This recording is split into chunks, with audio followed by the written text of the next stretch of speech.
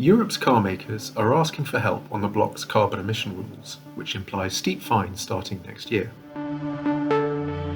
Governments can help the industry swerve the crunch relatively easily, but the bigger question is whether politicians are willing to do what's necessary to help car makers hit ambitious long-term targets.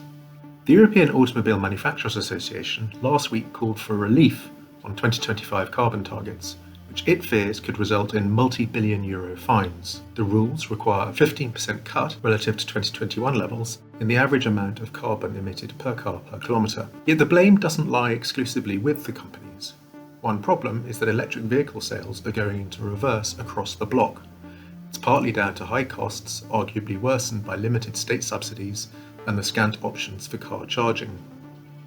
Luca De Meo, who heads the lobby group and is also the CEO of France's Renault, has suggested that penalties next year could reach 15 billion euros overall. A fine of that magnitude would amount to nearly 20% of Volkswagen, Stellantis, BMW, Mercedes-Benz and Renault's pre-tax profit next year, according to Breakingviews calculations. Luckily, the EU could help the industry with some relatively simple delays to the 2025 targets. That would buy time. Car makers are cranking out new, cheaper electric models, which should help EV sales over the next 2 years.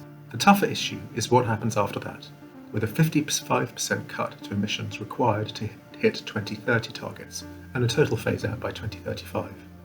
Getting there requires a dramatic increase in electric vehicle demand, more charging points and a reliable source of batteries.